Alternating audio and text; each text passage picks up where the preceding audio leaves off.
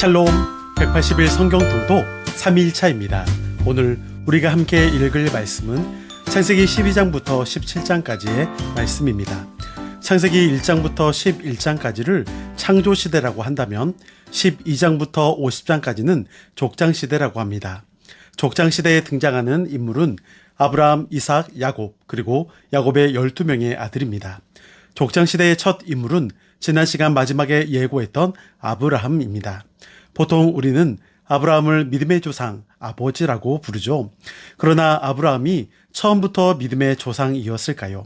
원래 아브라함의 집은 대대로 우상을 만들었던 일을 해왔습니다. 그런 아브라함이 하나님의 명령에 따라 가족들과 함께 갈대아 우로 자신의 고향을 떠나 약속의 땅으로 오기까지의 과정과 결정은 많은 고민이 있었을 것입니다. 갈대아 우르를 떠나 하란에서 10년의 정착 생활을 한 후 가나안으로 오게 됩니다. 이때 하나님께서는 아브라함에게 두 가지 약속을 주십니다. 창세기 12장 1절과 2절을 보면 자손과 땅에 대한 약속을 주십니다. 그리고 이 모든 것을 하나님께서 아브라함에게 주시겠다 약속하십니다. 그리고 창세기 12장 3절을 보게 되면 하나님이 복을 허락하시는데 이 모든 것을 허락하시는 이가 바로 여호와 하나님이시고 또한 그것을 주도해 가고 계심을 볼 수 있습니다.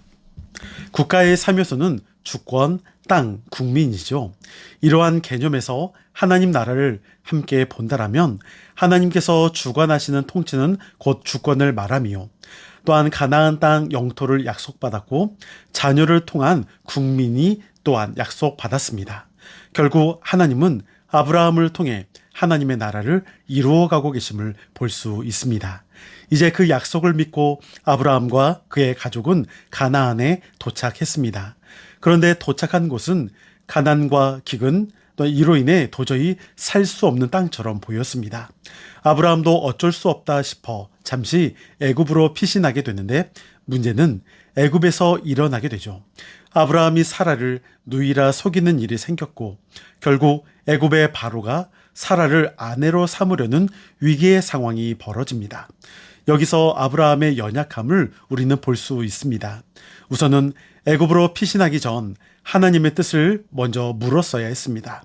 그리고 사라를 빼앗기게 되는 그 위기의 상황에서도 하나님께 구해야 했습니다. 그런데 아브라함은 단 한 차례도 하나님을 찾았다는 기록이 나타나지 않습니다. 결국 아브라함의 잘못된 결정이 이러한 위기의 상황을 만들어낸 것이죠.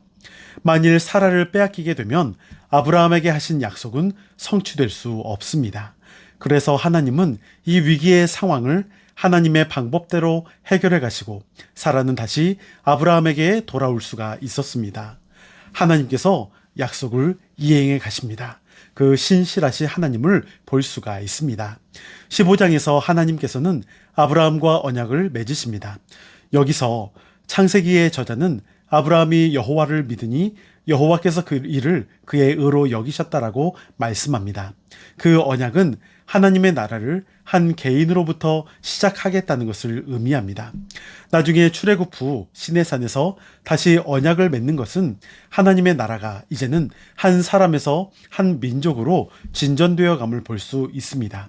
이 언약의 과정에서 한 가지 눈여겨볼 것은 가축을 반절로 찢어놓고 거기를 지나가는 행동입니다. 당시 고대 근동에서는 약속을 하게 될 때 동물을 반절로 가른 후 그 사이로 약속을 이행하는 사람들이 함께 걸어갔습니다. 이는 곧 약속을 이행하지 않을 시 이 동물들처럼 그렇게 될 수도 있다는 경각심을 주기 위해서이죠. 그런데 그 밤 아브라함이 졸고 있을 때 하나님께서 그 재물 사이로 혼자 지나가셨습니다. 이는 곧 하나님께서 일방적으로 이스라엘 백성 이스라엘을 자녀 삼으시고 그들을 인도해 가시겠다는 의지를 볼 수 있습니다. 인간은 연약하여 하나님의 약속을 지킬 수가 없습니다. 그래서 하나님은 혼자 그 약속을 이행해 가시는 것입니다. 17장에서는 하나님이 아브라함에게 언약의 표징으로 할례를 명하십니다. 할례는 아브라함의 후손이요 곧 하나님의 백성이라는 표식입니다. 하나님은 그렇게 아브라함을 세우셨고 그를 통해 하나님의 나라를 세워가려고 하십니다. 이제 하나님은 예수 그리스도를 통하여 우리를 하나님 나라 백성, 자녀로 삼으셨습니다. 그 은혜를 기억하시고 감사와 기쁨으로 오늘을 살아가면 좋겠습니다. 이제 내용을 기억하면서 창세기 12장부터 17장까지의 말씀을 읽겠습니다. 여러분, 오늘도 승리하시고 평안하세요.